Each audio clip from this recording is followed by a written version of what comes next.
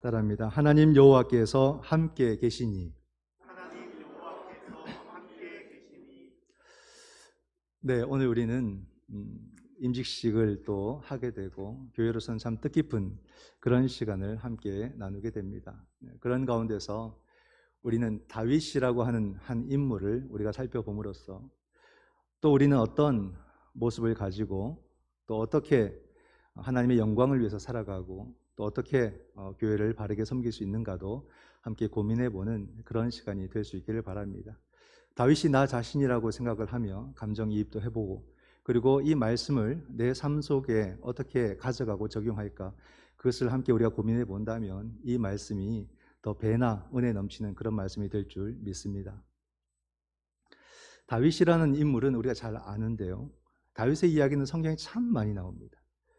너무나도 중요한 인물이고 다윗의 이야기가 굉장히 많고 길고 또 많은 이야기들이 있습니다.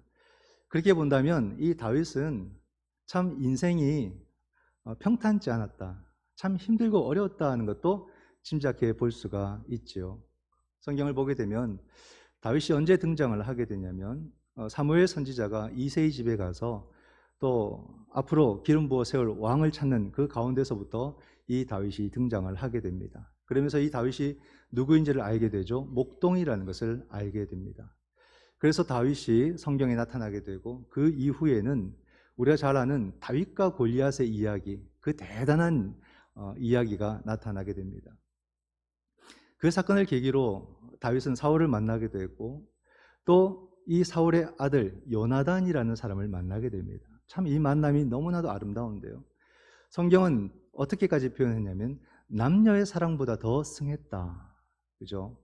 이 우정이 그만큼 놀라운 우정이었다는 것을 말해주게 됩니다. 근데 사실 또 그 우정 때문에 요나단은 어떤 마음을 갖게 되냐면 자신이 물려받을 그 왕위를 다윗에게 주려고까지 했던 것입니다. 요나단이 정말로 귀한 사람이죠. 근데 요나단의 그 마음이 아버지를 화가 나게 했던 겁니다. 그래서 다윗을 미워하게 되고 질투하게 되고 다윗을 죽이려고까지 사울이 마음을 먹게 됩니다. 그 이후로 다윗은 도망다니는 인생, 사울에게 쫓기는 인생을 생각보다 길게 살게 됩니다. 하지만 결국에는 왕위는 다윗에게로 전해지게 되죠. 그래서 다윗이 먼저 헤브론에서 왕이 됩니다. 헤브론은 이스라엘의 남쪽 지역이고요, 유다 지파가 중심으로 살고 있는 지역입니다. 그 헤브론에서 다윗은 6명의 아들을 낳게 됩니다. 그리고 나중에는 예루살렘에서 온 이스라엘의 왕이 됩니다. 그때 또다시 4명의 아들을 낳게 되고 또 1명의 딸을 낳게 됩니다. 총 11명의 자녀를 얻게 되고 부인은 한 8명 정도 더 있습니다. 기타 해서 또 나옵니다. 또 나오게 되고 또 첩도 있었다. 이 고대의 왕들의 삶의 모습을 보여주고 있습니다. 그런 걸 볼 때에 다윗의 삶이라는 것은 이 목동에서 시작해서 왕으로까지 아주 정말로 놀라운 과정을 거치게 되고 그것 또한 그냥 왕이 아니라 이스라엘이 최고의 번영기를 누렸던 그 시기, 그런 나라를 만들었던 왕이기도 합니다. 그러니 그 삶 속에 얼마나 많은 이야기들이 있겠습니까? 좋은 이야기만 있는 것이 아니라 사건, 사고도 상당히 많았습니다. 사울에게 미움을 받았잖아요. 그래서 계속 떠돌아다니고 미디안에 들어갔을 때는 막 자기가 살아야 되니까 미친 척도 했습니다. 침을 흘리면서 미친 사람처럼 이렇게 해서 겨우 위기를 모면하는 그런 일도 있었고요. 그리고 자녀가 많다 보니까 늘 바람 잘 날이 없었습니다. 암논이라는 그 아들이 배다른 여동생 이 다말을 또 사모하게 됐고 근데 범하게 됩니다. 근데 책임지지를 않았습니다. 그러다 보니까 그 다말의 친오빠인 압살롬이 화가 났고 결국에는 그 암논을 죽이고 맙니다. 그러면서 압살롬이 또 등장을 하게 되는데 이 압살롬이 너무 아름다운 청년이었습니다. 너무 잘생기고 너무 아름다웠고 너무 똑똑했습니다. 그러다 보니까 백성들의 마음을 빼앗았어요. 그래서 반역을 일으켰죠. 그러니까 이 다윗이 막 급하게 도망을 갔던 그런 이야기도 성경에 나타납니다. 그런 가운데 이 다윗의 군대 장관 요압이 다윗이 만류함에도 불구하고 그 압살롬을 죽이고 맙니다. 그 상처가 너무 컸어요. 너무너무 다윗이 괴로웠고 힘들어했습니다. 자, 그 일 이후에 또다시 이제 밧세바와의 사건이 나타나죠. 다윗이 밧세바를 사모하게 되고 그 밧세바가 나중에는 다윗의 부인이 되는데 그 가운데 우리아라는 이 충군이 다윗에 의해서 또 요압의 손에 의해서 죽게 되는 안타까운 사건. 참 이 우리아가 대단한 사람이거든요. 그의 믿음도 또 그의 충성도 대단하다고 성경에서 강조를 하고 있습니다. 그래서 벌을 받아가지고 밧세바 사이에서 한 아이가 태어났는데 그 아이는 죽고 맙니다. 그때 다윗은 굉장히 반성을 해요. 자기의 잘못을 충분히 인정을 하고 그러고 난 뒤에 이 밧세바 사이에서 한 아들이 태어나는데 그가 바로 솔로몬입니다. 솔로몬이 당연히 또 이스라엘의 왕이 될 줄 알았지만은 아도니아 넷째가 왕위 쟁탈전을 벌이게 되고 그 가운데 또 우여곡절 끝에 결국 솔로몬이 왕위를 얻게 되는 거죠. 그러나 솔로몬이 어찌 보면 다윗의 영광을 이어서 이스라엘 최고의 부귀와 영화를 누리지만 그 솔로몬의 말년은 이스라엘을 다시 분열 왕국으로 만드는 그런 발판, 그런 원인을 제공하는 왕이 되고 마는 것입니다. 이보다 더 많은 이야기들이 있지만 그만큼 다윗에게는 많은 사건 사고들이 있었다는 것을 우리가 알 수가 있죠. 그런 가운데 오늘의 본문은 어떤 상황이냐면 이제 다윗이 그 왕권을 시작하는 그런 시점, 그죠? 이스라엘의 놀라운 역사를 이루기 위한 그 시점 가운데 있습니다. 왕이 되는 시점이 나타나고 있습니다. 이스라엘의 12지파의 대표들, 장로들이 헤브론까지 내려옵니다. 지형적으로 보게 된다면 우리나라 남북을 봤을 때는 서울 지역, 남쪽 중심 지역이 되는 겁니다. 서울 지역으로 온 이스라엘의 12지파의 장로들이 내려왔죠. 왜 내려왔냐면 다윗을 왕을 삼기 위해서 내려온 겁니다. 하지만 그때만 하더라도 사람들은 다윗을 잘 몰랐습니다. 우리가 아는 그런 다윗이 아니죠. 이 다윗이 누구냐면 그냥 사울의 사위, 사울 왕의 사위 정도로 그렇게 이해를 하고 있었습니다. 그래서 이 북쪽의 사람들이 뭔가 반신반의하면서 내려오는 거예요. 그 당시 이스라엘의 구조는 어떠냐면 유다와 베냐민을 중심으로 남쪽 진영을 이루고 있고 에브라임과 나머지 그 함께 9지파, 총 10지파가 북쪽 진영을 이루고 있었습니다. 남북의 이 지역 감정이 상당히 심했습니다. 근데 억지로 내려온 거죠. 그러면서 다윗이 누굴까 하고 관심도 갖고 또 그 사람에 대해서 큰 기대는 하지 않고 왔던 것입니다. 사실 그들이 아는 사람은 사울과 요나단이에요. 근데 사울과 요나단이 블레셋과의 전투에서 사망을 하고 맙니다. 그러니 그들이 이해한 건 뭐냐면 다 죽었으니까 어쩔 수 없이 왕위를 이어받는 어떤 한 사람이구나 이러고 내려온 것입니다. 그런 가운데 헤브론으로 왔고 헤브론에서 다윗을 이스라엘의 왕으로 삼게 된 것입니다. 3절 말씀을 보게 되면은 이에 이스라엘 모든 장로가 헤브론에 이르러 왕에게 나오매 다윗 왕이 헤브론에서 여호와 앞에 그들과 언약을 맺음에 그들이 다윗에게 기름을 부어 이스라엘 왕으로 삼으니라. 그죠? 이제 다윗이 왕이 된 거예요. 그런데 헤브론에서 왕이 된 이 다윗이 참 훌륭한 그런 역사를 이루게 됩니다. 어떤 일을 하게 되냐면 정치적으로도 굉장히 의미가 있고 또 신앙적으로도 굉장히 의미 있는 일을 하게 되는데 그가 첫 번째로 한 일이 뭐냐면 예루살렘을 정복하는 겁니다. 그때까지만 해도 예루살렘은 이스라엘 땅이 아니었어요. 여호수아로부터 해서 그 가나안 정복하는 사건이 쭉 나오지만은 그래서 모세는 처음부터 말했습니다. 모압 평지에서 요단강을 건너기 전에 전멸하라. 전멸법을 요구했습니다. 불쌍하게 여기지 말고 싹 다 전멸하고 땅을 정복하라 그랬습니다. 왜냐하면 반드시 그들이 섬기는 우상 숭배에 빠지게 될 것이기 때문에 아예 그 씨를 완전히 전멸하라라고 모세가 말했지만은 이 이스라엘 백성들은 자기들에게 유리한 것은 다 남겨뒀던 거예요. 또는 자기들이 힘들거나 버거운 것은 하지 않았던 겁니다. 그런 가운데 이 예루살렘은 여부스 족속들이 그대로 살고 있었고 다스리고 있었습니다. 근데 다윗은 그 예루살렘이 반드시 필요했다는 거예요. 그래서 전쟁을 일으켜가지고 그 예루살렘을 빼앗아내는 것이 바로 다윗이었습니다. 그래서 그 속에다가 다윗이 결국에는 이스라엘의 참된 왕이 되게 되는데 바로 이 예루살렘이 이제는 이스라엘의 중심이 되는 거죠. 이게 어떤 의미냐면 헤브론은 남쪽에 위치한 겁니다. 근데 예루살렘의 위치는 북쪽과 남쪽 중간지대입니다. 중간지대. 그렇기 때문에 북쪽 지역에 살고 있는 이스라엘 백성들이 볼 때는 다윗이 남쪽 중심으로 이스라엘 통치하는 것이 아니라 온 이스라엘을 생각하고 있구나라는 마음을 갖게 만들어주는 겁니다. 그러니까 정서적으로 이제는 다윗을 진정한 이스라엘의 왕으로 받아들이게 만드는 것이 바로 헤브론에서 예루살렘으로 수도를 옮기는 사건이었어요. 이게 정치적으로 아주 중요한 판단이었다. 그래서 다윗은 헤브론에서 3년 또 7개월을 다스리고 나중에 예루살렘에 와서 또 33년을 통치를 하게 됩니다.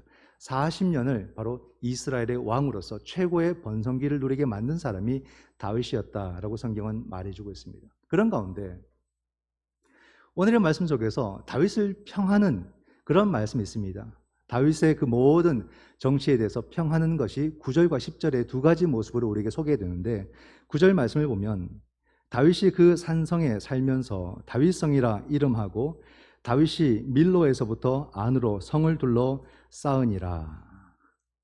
다윗이 한 게 뭐냐면 성을 쌓았다. 예루살렘 성을 쌓은 것이 굉장히 훌륭한 업적이라고 여기서 소개를 해주고 있습니다. 성전이 아닙니다. 성을 쌓은 것입니다. 예루살렘 성을 쌓은 것은 다윗이 했던 것 중에서 아주 훌륭한 일 중에 하나입니다. 예루살렘이 정치적으로 굉장히 중요한 요소가 되어서 전체 이스라엘을 하나 되게 하는 중요한 장소가 되거든요. 근데 신앙적으로도 굉장히 중요합니다. 예루살렘이 어떤 의미가 있냐면 과거에 믿음의 조상 아브라함이 이삭을 바칠 때에 어느 산에서 바칩니까? 모리아 산에서 바쳤어요.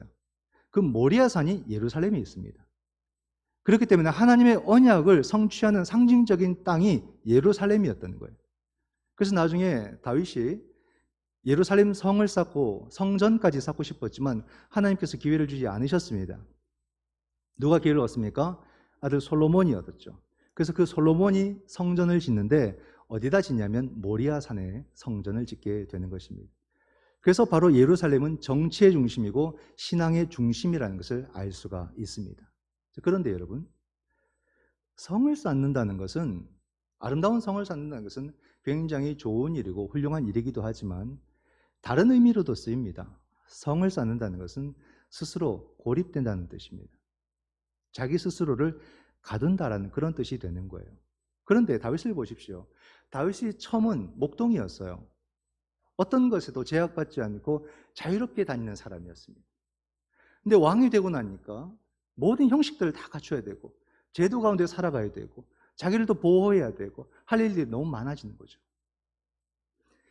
다윗의 그 모습을 성을 쌓는 모습으로 설명을 해주는 겁니다. 자기를 가두게 되는 거예요. 자유한 사람에서 이젠 가려진 사람, 또 가둬진 사람, 그런 모습, 답답한 이 다윗의 모습을 볼 수가 있습니다. 여러분, 사람들은 성을 쌓아서 자기의 안위와 안전을 구하지만 참 그게 아이러니한 것이요. 성을 아무리 쌓아도 그 사람의 불안과 염려는 쫓아낼 수가 없습니다. 아무리 우리의 성벽을 높이 쌓아도 사람은 여전히 불안한 존재예요. 항상 염려에서 벗어나지를 못합니다. 그런 걸 볼 때 우리는 다윗의 어떤 얼굴을 상상할 수 있냐면 웃음을 잃어버린 다윗의 모습, 미소를 잃어버린 다윗의 모습을 우리는 이 성을 쌓았다라는 모습을 통해서 상상해 볼 수 있지 않을까. 오늘 우리는 굉장히 너무나도 부유한 시대를 살아갑니다. 그런데 사람들의 얼굴에는 여유가 없어요. 미소가 잘 없어요. 늘 긴장감 속에서 늘 우리 얼굴들은 굳어 있습니다. 그래서 참 그게 안타깝죠. 오늘 우리는 어떤 삶을 살아가고 있는가가 우리들의 얼굴에 보여지는 게 아닌가 싶어요. 우리의 삶은 열심히 성을 쌓아가는 그런 모습이 아닐까. 성을 쌓는 것이 무조건 나쁜 것만은 아닐 텐데 성을 쌓으면 쌓을수록 우리들의 얼굴은 많이 변해간다. 오늘날 도시를 한번 보십시오. 정말로 하늘 높은 줄 모르고 올라가는 빌딩들, 그리고 정말 풍경과 경치를 다 가려버리는 그 아파트 단지들, 꼭 도시의 성곽처럼 보입니다. 제가 볼 때는 너무너무 높이 올라가고 모든 시야를 다 가려버릴 정도로 아파트에 사시는 분을 얘기하는 건 아닙니다. 이건 메타포, 은유적인 표현입니다. 자꾸만 성벽을 쌓아서, 이것이 오늘날 우리들의 시대정신 아닐까요? 출세와 성공이라고 하는 그 시대정신은 열심히 성을 쌓아 올리는 겁니다. 그리고 우리에게 유혹하는 거죠. 이곳에 들어오면 당신은 왕처럼 살 수 있고 왕비처럼 살 수 있고 성주처럼 귀족처럼 살 수 있습니다. 그러니 너도 나도 그 성에 살려고 자꾸만 쌓아갑니다. 지식도 쌓고 또 학력도 쌓고 스펙도 쌓고 지위도 쌓고 자꾸 쌓아나가요. 막 정신없이 쌓다 보니까 이것이 우상화가 되는 거예요. 우상화. 목적도 없고 방향도 없어요. 그냥 쌓는 것이 전부다라고 생각하고 전부 다 달려가는 겁니다. 이제는 돈이 신이 되고 일이 신이 되고 지위가 신이 되고만 그런 시대를 살아가고 있는 거죠. 사람들마다. 그 지칠 대로 지쳐서 이제는 어떻게 해야 되나 막막한 그런 모습을 가지고 있습니다. 그렇기 때문에 여러분 오늘 우리에게 필요한 것이 뭐냐면 이 영적인 시각이에요. 아무리 우리가 여러분 이 세상에서 벗어날 수 없잖아요. 우리 신앙은 굉장히 역사 참여적입니다. 기독교 신앙은. 역사의 중심으로 들어오라고 말하고 있어요. 성경은. 그럼 이렇게 분주하고 빠르게 또 높이 쌓아 올라가는 이 세상에서 우리는 정신을 차리고 살아갈 수 있을까? 그게 바로 영적인 눈이 필요하다 이 말입니다. 아무리 그렇게 시대가 흘러가도 우리는 무엇이 올바른 길인지를 볼 수 있는 사람들이 되어야 된다는 거죠. 화려한 세상은 우리를 성을 쌓도록, 그래서 그 성에 가보면 우리를 가둬버리지만 복음은 뭐라고요? 복음은 우리를 자유하게 한다. 우리가 여러분 피해가는 것이 아니라 이 안에 있어도 복음이 우리 가운데 있다면 그는 자유할 수 있다 이 말입니다. 휘둘리지 않고 자기 중심을 지키며 믿음의 길을 걸어갈 수 있는 사람들이 복음의 사람들. 복음 안에서 우리는 이 영적인 눈을 가질 수가 있는 것이죠. 오늘 우리에게 이것이 필요해요, 여러분. 성을 쌓느냐 아니냐가 문제가 아니다 이 말입니다. 그 안에서 우리는 복음을 가지고 바르게 살아갈 때에 우리는 어떤 장소에서도 우리는 올바른 길을 정신 놓치지 않고 살아갈 수가 있는 거죠. 믿음의 길, 이것을 포기할 것인가? 정신없이 성 쌓다가 우리가 믿음을 다 잃어버리고 삶의 방향을 잃어버릴 것인가? 이걸 우리는 깊이 고민할 그런 시점 가운데 있다라는 사실입니다. 또 한 가지 다윗을 평가하는 말씀이 10절에 나옵니다. 만군의 하나님 여호와께서 함께 계시니 다윗이 점점 강성하여 가니라. 다윗이 강성했다라고 말합니다. 그 왕권도 굉장히 견고해졌고 또 이스라엘이라고 하는 그 나라가 굉장히 부강해졌다는 것을 말해줍니다. 이 다윗 때 최고의 영토를, 최대의 넓은 영토를 확보를 하거든요. 솔로몬 때 그걸 다 누리고 나중에는 그렇게 못 갑니다. 여로보암 한 2세 때나 어느 정도 넓은 영토를 차지했지 다윗만큼 부귀영화를 누린 사람이 없습니다. 어찌 보게 되면 나라가 잘 된 것이 오늘 우리나라가 개도국에서 선진국 반열에 오른 것처럼 굉장히 아름다운 그런 시대, 굉장히 기분 좋은 그런 시대가 다윗 시대가 아닐까 생각을 합니다. 그런 가운데서 여러분 성경은 여기서 중요한 성경적 관점을 우리에게 줘요. 다윗이 점점 강성해져 갔다라는 근본 이유를 성경은 어디서 보냐면 오늘의 제목입니다. 하나님 여호와께서 함께 계시니. 이게 키워드예요. 성경은 어떤 관점을 우리에게 주냐면요. 한 사람이 성공하고 실패하고 한 나라가 성공하고 실패하고 그 모든 것에 하나의 답은 하나님이 함께 하심. 그것으로 본다 이 말입니다. 하나님이 나와 함께 하시면 그 사람은 이미 성공한 삶이고 하나님의 부재를 경험할 때 우리는 이미 실패한 모습이다. 내 모습을 아무리 화려하게 가꾸어도 하나님의 부재를 경험한다면 그 사람은 죽은 심령과 똑같은 겁니다. 나를 어디에 내놓아도 하나님과 함께한 사람이라면 이미 그 자체가 성공이라고 성경은 말해주는 거예요. 그러므로 우리의 모든 삶의 중심은 하나님이 나와 함께 하심 여기에 있느냐라고 묻고 있는 거죠. 여러분 하나님의 함께 하심을 말해주는 히브리어 단어가 있습니다. 어떤 말이 있을까요? 우리가 잘 아는데 임마누엘이죠. 임마누엘. 참 놀라운 말씀입니다. 근데 이것을 신약에서 쓰고 있는 또 기자가 있습니다. 마태라는 기자가 신약에서 임마누엘을 쓰는데 어디에다 쓰냐면 바로 아기 예수 그리스도에게 임마누엘을 씁니다. 이사야 7장의 말씀을 인용해서 보라 처녀가 잉태하여 아들을 낳을 것이요 그의 이름을 무엇이라 하라? 임마누엘이라. 그 이름을 번역하면 여호와께서 하나님이 우리와 함께 하심이라. 그렇게 말해주고 있습니다. 하나님이 함께 하심. 임마누엘이라는 이 단어, 이 말은요 예수 그리스도에게 정말 적합합니다. 어찌 보면 예수 그리스도에게만 적합한 말이에요. 왜 그렇습니까? 주님은 이 땅 가운데 우리 가운데 오셨고 그 고난의 삶을 사셨고 구속사를 사시고 십자가를 지시고 부활하시고 결국 우리를 구원하신 분이 예수 그리스도. 결국 하나님의 구원은 누구를 통해서 이루어지는가? 예수 그리스도를 통해서 이루어졌다. 그러므로 하나님 여호와께서 함께 계시니라는 삶은 무엇을 말하는가? 예수 그리스도와 함께하는 삶을 말하는 거예요. 주님이 나와 함께하는 삶. 이 주제를 우리는 놓치면 안 된다는 겁니다. 오늘 저와 여러분은 어떤 삶을 추구하며 살아가야 되는가? 여전히 우리는 늘 꿈꾸는 것이 아름다운 성을 쌓고 그 안에서 정말로 아름답게 한번 살아보고 싶다, 그런 마음을 갖습니까? 그것도 좋죠. 나는 목동의 모습으로 정말로 구애받지 않고 제약받지 않고 나는 자유한 삶을 살고 싶다. 그것도 참 좋아요. 저보고 선택하라면 저는 아마 후자가 될 것 같습니다.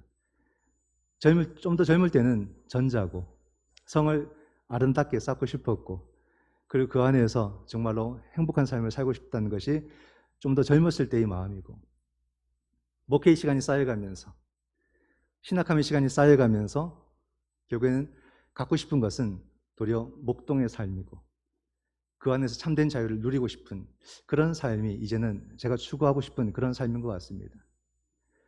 오늘날 젊은이들이 여러분 어찌 보게 되면은 한 번 사는 인생 정말로 아름다운 성을 쌓고 멋있게 한번 살아보고 싶다, 그런 마음을 많이 갖는 것 같아요. 통계적으로 이렇게 보니까 젊은이들이 성공에 대한 집착이 굉장히 많이 나와요.